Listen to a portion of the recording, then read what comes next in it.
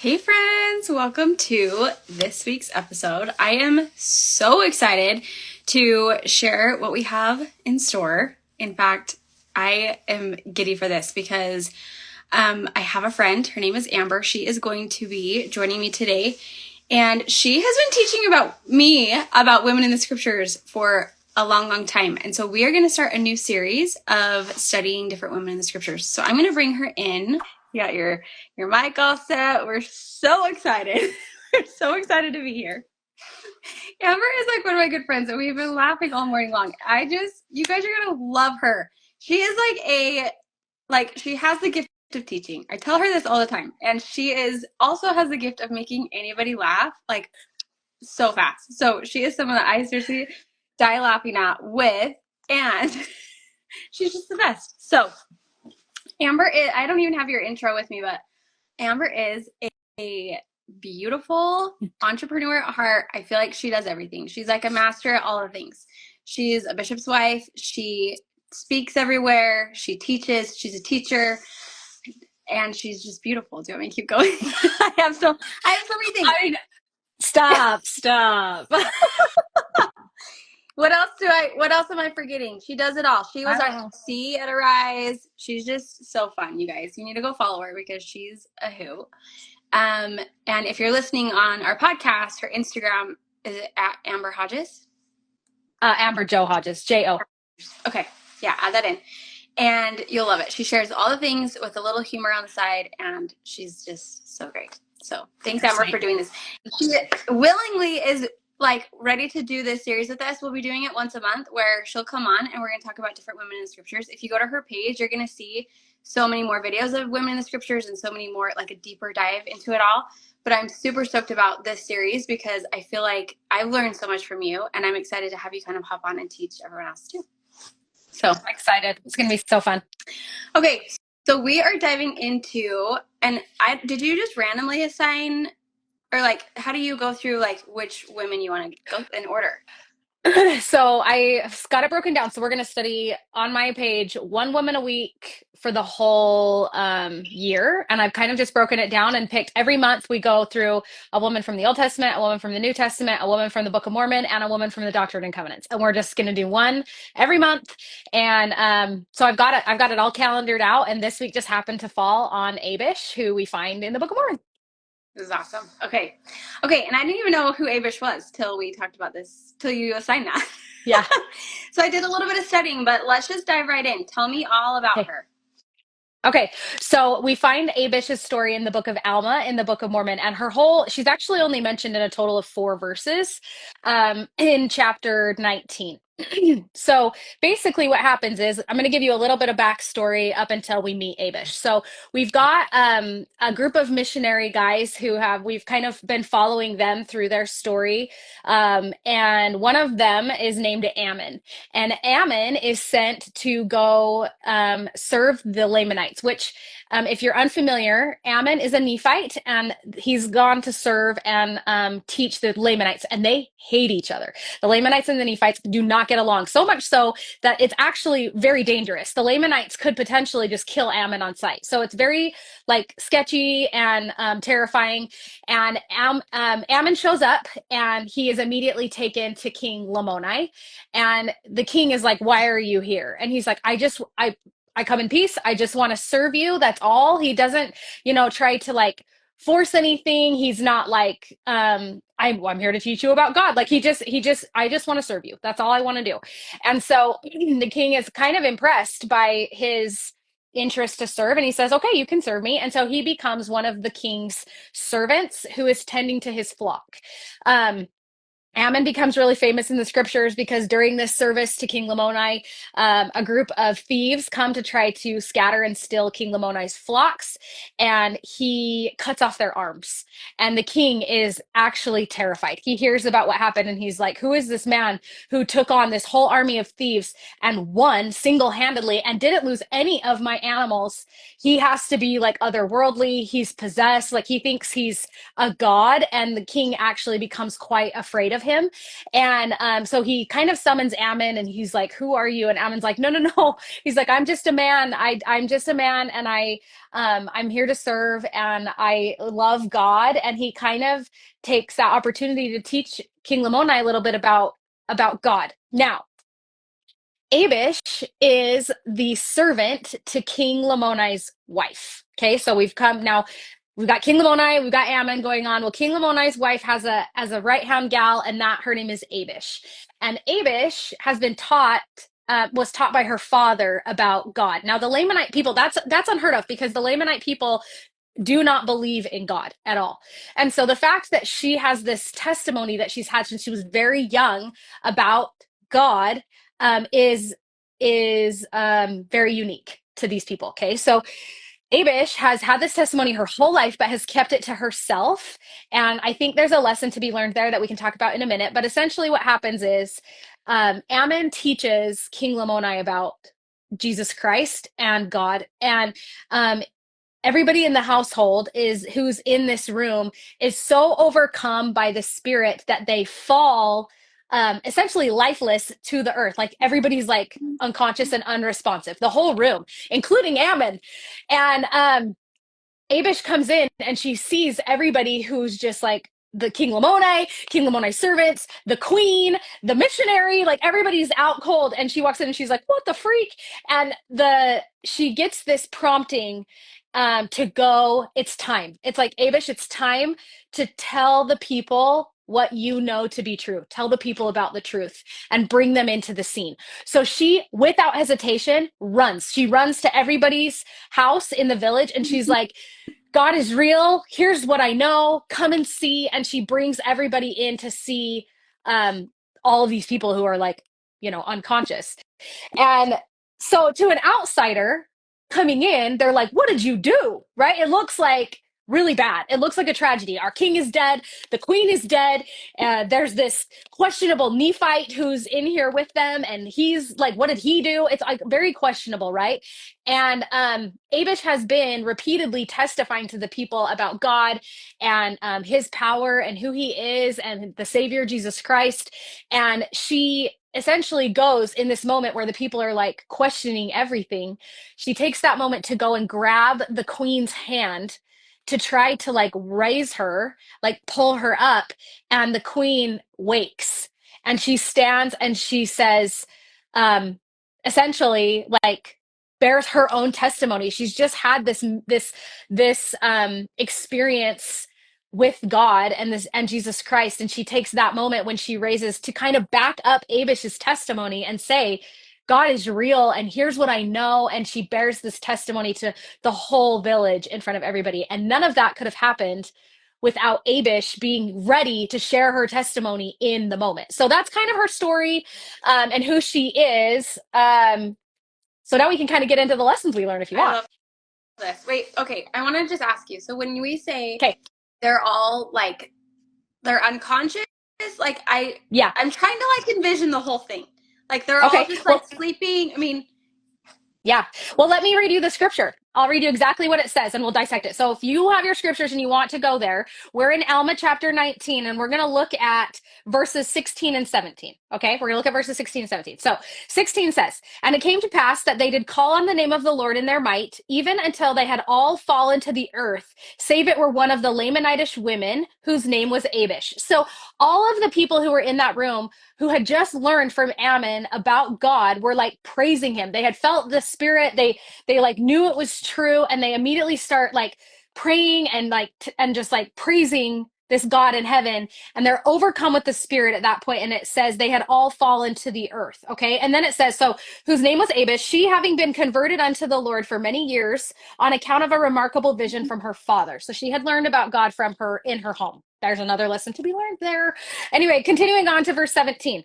"Thus, having been converted to the Lord and never having made it known, therefore, when she saw that all the servants of Lamoni had fallen to the earth, and also her mistress, the queen, and the king, and Ammon lay prostrate upon the earth, she knew that it was the power of God." So they're essentially, yeah, unconscious, just like strewn around the room, not responding physically to anything, but having like an experience vision, whatever you want to call it, while they're unconscious and appearing to be essentially dead, kind of. I mean, that's the only way I can think to describe what the scene probably looked like, was a room full of dead people, which is wildly terrifying.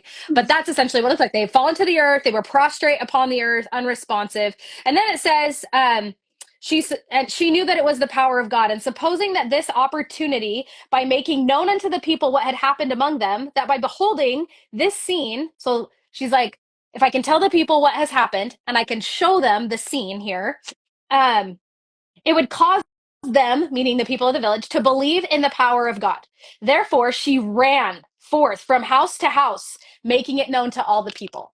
Okay, so yes, they're unresponsive, and it looks a little harrowing. Okay, I love this though because, and I wish before you had started, I wish I could have described in your intro is how much you have dissected these women in the scriptures and how there's so many lessons to be learned from each woman that you're talking about. So even as you're reading that, I can tell that you're like emphasizing certain phrases, like she ran. You know what I mean? Like there's these lessons that you've taken on yourself, and I would love to dive into that. Like, what lessons can we learn from Abish? Why do we love her so much, even just from 4 verses? Well, I think that her story is really relatable to a lot of us. So, Abish, if we consider what we know about her, she was taught in her youth. She's had a testimony for her whole life, and she's essentially been alone in that. Nobody in her village, nobody in her life believes in God, let alone has like a testimony as deep as hers is. And so she's had to go through her whole life with that part of her being an outsider. And I think right now where we have, whether you have, nobody in your life who belongs to the same religion or has the same beliefs as you, whether you had a lot of people that have now chosen to go different paths, like I think a lot of us can relate to how that feels. And I love that she never wavered. Her testimony was rooted solely in Jesus Christ. And so it didn't matter what everybody else was doing. It didn't matter what anybody else believed or what anybody else was saying. Her testimony was so firm in Jesus Christ that she was able to stay true to what she knew to be true, regardless of what anyone else was doing or saying around her. Mm-hmm. And she clearly stuck close to her testimony. Did I just do that? Do you see that thumbs up? What's happening? Yep. Instagram believes it. That is right, Instagram. That is right. Just kidding. Anyways, so she held so strong and true to like that testimony that she was able to recognize when the Spirit told her, like, now's the time, bear your testimony, that she was able to react because she recognized that she'd been close to it her whole life. And then I love so much that she demonstrates her faith by running. She doesn't mosey. She's not like, hey, so, like timid about it. She ran house to house and she was like yelling about everything that she had seen and everything that she knew. And so I just think that there's a lot that anybody really can relate to in regards to whether you're, needing to have your testimony at the ready to share it, being willing and firm in your testimony when the time comes to share it, being okay with being the only one standing alone, because sometimes that's our lot in life, to be able to just like stand firm and know that my testimony is not rooted in anybody else or what anybody else says, not any, man or woman on earth. My testimony is rooted strictly in the relationship that I have with Jesus Christ. And it's up to me, knowing that it's up to me to really like nurture that and let that grow. It's not anybody else's responsibility but mine. I love that. And I love too how initially her testimony served her whole life, and then it came to a point where it needed to serve other people. And Yes, I love that. I have felt that. You kind of I've gone through times where it's like even with Joseph Smith, I've needed to kind of nurture that testimony within myself. And it's kind of like I have to kind of recluse a little bit and like dive into it for myself and know for myself and learn for myself before I start to share about it, before I start to, you know what I mean? Like, yeah, I want to know for me and let that hold me for a little bit until I feel like it's the time to share or it's the time to serve others with it too. absolutely. Yeah, I love that. I think that, it's okay. I think it's okay for us to like lean on the testimony of other people when we need to be carried a little bit, especially in something like a topic that maybe we're not sure on. Maybe we're not like maybe I don't have a really firm testimony in tithing. So I'm going to then rely on somebody else's testimony that it's true while I'm doing something to gain my own testimony. I think that's the key, right? Is we can't just like say I don't know if that's true. They say it's true, so I'll just believe it, because then what happens if that person whose testimony you've been relying on and not doing anything to nurture your own, what happens if they lose their testimony? Then boom, all of a sudden I'm out in the dark, you know? So I think it's okay for us to rely on other people's testimonies of things, but we need to be actively engaged in gaining our own testimony through, study and prayer. And I love that we believe in a God who wants us to ask him, who wants us to turn to him, and he gives us all of these tools and places for us to gain the knowledge, and then we can take it to him and say, here's what I believe based on what I've read and learned. Can you please just confirm this for me? Let me know that I'm on the right track. And he will. I love that. I love that. And I love to, like, how proud do you think her dad is to have shared his knowledge and testimony for her? Like, when he's like the unsung hero. Like, Right. I love so much that he, like, it makes me think as a parent, like, yeah, like what did he do to, like, help her find that for herself? Mhm. And like, just generations, it just trickles. Well, and I I love that. wonder too, it doesn't tell us anything about where he is. Like, it doesn't say, other than saying like she learned through from her father, it doesn't tell us anything about where he is in the story. And so I'm so curious, like, is he still there? Like, is he just like proud as punch and like, yay, she did it, yay, he's here, everybody else can know? Has he passed on and she's just been like Lone Ranger through the village the whole time? I have so many questions. Here's one disclaimer. You start studying and you start learning, and then you just have a whole bunch of questions. And a lot of them you have to just be okay with being like, I'm not going to get to know that for a little while. I'm Yeah, not going to get to know that until I get to Abish and go, tell me everything. you know?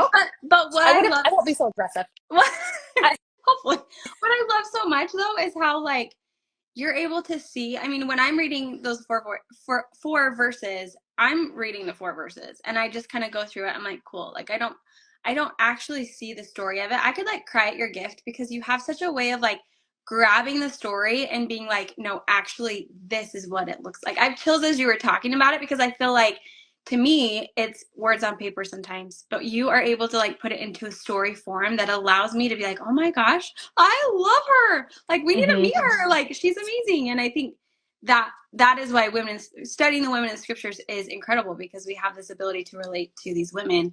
And oftentimes it's like a verse, four verses. Like, it is very small. And so for you to be able to see it in a story and tell it in a story form, I mean, we've talked about this before. I'm not a scriptorian. I don't pretend to be. And I struggle understanding it. So to, like, hear you share it, it's like, oh my gosh, okay, I have a testimony of Abish. I love her.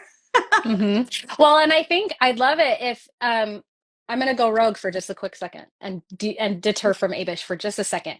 But I think that I haven't always been that way. And so I want everybody to know, like, if you are in the same boat, like if you are somebody who's like, I read the scriptures and I don't understand them, and so that's not something that's I'm not. First of all, stop saying you're not a scriptorian. Okay, stop it. Because that is an identity. Where's Whale? That is an identity. That is not a habit. See, here's the deal. If you are, I believe firmly that anybody, well, I believe firmly, because I've experienced it myself, that if we want a certain gift, we can achieve the gift. But it takes us putting in the effort and the energy to be given that gift, and it takes a long time. So like I felt prompted probably well, let's see, like 6-ish years ago, to start studying the women in the scriptures. And I believed, like I think a lot of people believe, that it would be a very easy task because there's like 10 women in the scriptures, 15 at most, right?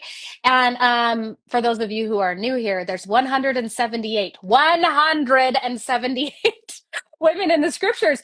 And I was the very same way. If I had just been reading like cover to cover in the scriptures, there's a lot, which I had done regularly in the past. There's a lot that I would have missed, but I felt very prompted that I needed to know these women, like specifically go study the women. And so I took a lot of time, years even, to study and learn everything that I can. And that took me like reading the same 4 verses over and over and over and over again and analyzing every single word that's in every one of those verses to learn. And it was interesting to me because shortly after, well, I say shortly, but really in reality, it was like 3 to 4 years after I received that initial prompting to really study, that the Lord asked me to do the hardest thing he has ever asked me to do. And he knew, I don't think he knew, he for sure knew that I was going to need to have my own foundation of how God felt about me as his daughter in order to survive this thing that he had asked me to do. And so he had given me this like foundation of, listen, if you can learn everything there is to learn and put all of your effort into studying these women and really learning about them, I will magnify your efforts tenfold. I will help you recall the things that you need to recall. I will help you, you know, be able to share the information so that other women can benefit from them as well. But I had to put in the effort and the energy first, and it took years and years and years. So this is like, I firmly believe this is something, if you have a firm desire to know how God feels about you as his daughter, or to even just be like somebody who can like understand scriptures better, if that is something you are truly prayerful about and desire, that you absolutely can gain that understanding. You just have to be patient. It takes time and it takes effort, but he'll magnify them for sure. I love that. I love that so much. And I think too, I just, well, I just lost my train of thought. I think it's beautiful that you've been able to take it, learn for yourself, and then be able to continue to teach it. And I think that's huge. And we're able to see, I think so many people struggle with kind of our position in the church, or where our roles and what we are as women. But I think if we studied more, I think we'd be like, wow, like there's so much power here. I totally agree. I think it's really easy for us to be like, um, we are second class citizens or assistants, or you know, become frustrated with the idea that like I as a woman can't hold leadership positions, or I can't do all these other things, when in reality that's farthest from the truth. And all it takes is studying just these simple things, and you can learn very quickly how God feels about his daughters. And I'm here to tell you, it is not, we are not a supporting role under any certain circumstances. Yeah, I love that. I love too the talk. So, okay, this is what I think we should do. In the show notes, I am going to link like the scriptures and the talk that you sent me the other Okay. night. And that way, if you guys want to keep studying kind of what we're talking about, I think it's awesome. It just like is just expounds what we're talking about. But I want to talk about the talk, Oh, the yeah. no less serviceable. I loved that. I loved, and it kind of goes along with what you're saying. Like, just because you're doing, like, I loved his example. So basically, he talks about how, a football game or whatever, the quarterback is getting all of the spotlight, all the attention, but like, really, the whole team is making it happen. And I think we see that. And sometimes I feel a little bit that way. Like, I host conferences and I'm very much in the spotlight of it, but I'm like, you guys don't know what's happening behind the scenes. Like, I would not be up here if it weren't for my assistant and if it weren't for my family. And you know what I mean? Like, there's so many people that play behind the scenes that I think are even more of an important role than just being the face of things, And I think so often we are that, like, the behind the scenes, and it's tricky to feel that validation, but he just talks about how it's no less serviceable. It's no less of Mhm. a job. What are your thoughts on that? Well, I love that. So I love that you brought this up, first of all, because if you consider there are other women characters in this story that had more influence than Abish. Like, why didn't the Lord visit and give testimony to the queen, Mm-hmm. who had a lot of influence in that place? Why did he choose the servant? Why the servant? Why is she the one that had the testimony? It seems to me in my mortal brain that it would have been a lot easier for the Lord to like get his message that he needed to this people if he had just told the queen, you know?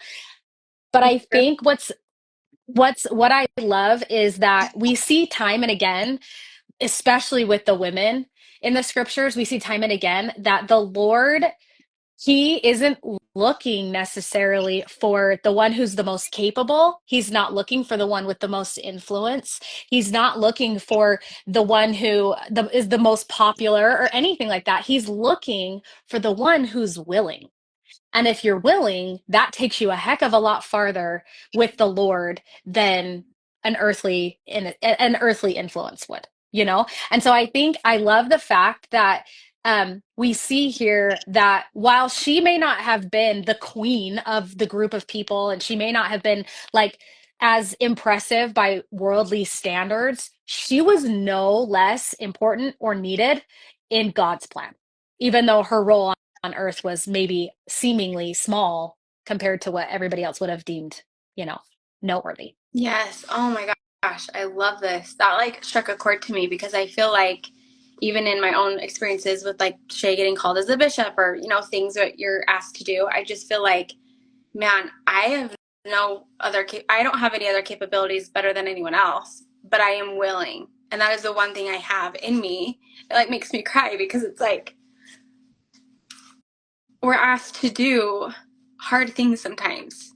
And sometimes it's like we actually are not capable of doing it. Like actually, physically, I was not in a space to take on a bishop role. I physically could not. And when you said that, I like had a flashback to when Shay was called. And I remember I was nursing my baby. She was 9 days old. And I remember I was on Zoom. My husband was at the office. And I remember I had to turn the screen and like release for a second because I was like, physically, I cannot do this. I cannot. And I remember I turned back the screen because he said, I'm going to give you a second to like think about it. And I turned back my screen. And with like all the weight of the world on me, I just said, yes, we will do it. And that is hard. Like that's a really like, I questioned that answer for years. Like I always was like, why did I say yes when physically I actually can't do it? And so yeah, that struck hard to me. Like it wasn't that we were better than anyone else. Oh my gosh, we have so many issues over here. Our house is in shambles, but yet like we were willing, and I will always be willing. And maybe that is a gift too, is to just be willing, and God will take what you are and make it work. So what he needs to have happen has happened. And gosh, that makes me cry because it brought me back to that. But I just think, wow, what an incredible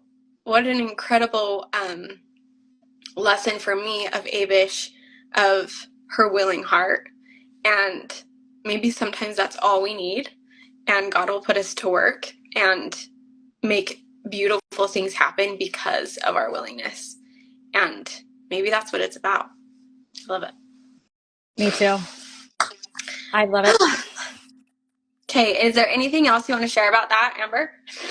You're making me cry No, over here. sorry. Not me. Not me. That was the spirit. You're welcome. Blame him. Um, no, I just really hope that you know, this is like encouraging. I hope learning about just Abish, I don't mean just Abish, but I hope learning about like Abish will maybe spark a fire. Like, so if you are somebody who, you know, feels unseen, feels insignificant, feels like alone, that you can lean on the story of Abish to know exactly how to navigate those waters. You know, lean on her story and what she has to offer you, and you know, use it like a lifeline. I've used it like a lifeline. All these women's stories, they are so wonderful, and I'm excited that we're going to take some time to really study and go through these together. And if if you're thirsting for more than just once a month, which is what Aubrey and I are going to tackle, we're on once a week over on my page, so come over and hang out. Because there's 100 and what did you say? 78?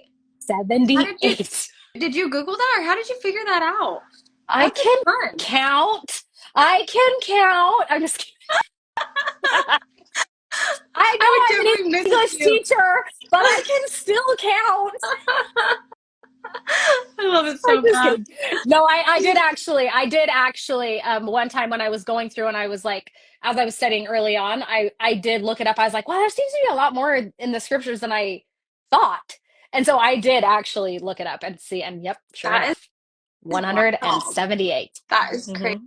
crazy. And the I best know. too is when the best is how Amber will like in random conversation, she'll like slide in and she'll be like, did you know Dorcas did X, Y, and Z? Do you guys know who That's Dorcas because is? Dorcas is the bomb. I Okay, know. Dorcas is the bomb. We need to talk about her. Okay, what else was I gonna tell you? Maybe that was all. I just love you. Oh, I was just gonna tell everybody that I met you through Instagram, and I met you because you had posted about being a bishop's wife, and I was like, we need to be friends. So me and Amber have been friends ever since. And Mm-hmm. she's the best, you guys. Go follow along on her all of her like women in the scripture stuff. It's amazing. She has a journal with it. She is just, you guys will love her. So thanks so much, Amber, for coming with me, and we'll see you next time. We're gonna do this every month. It's gonna be awesome.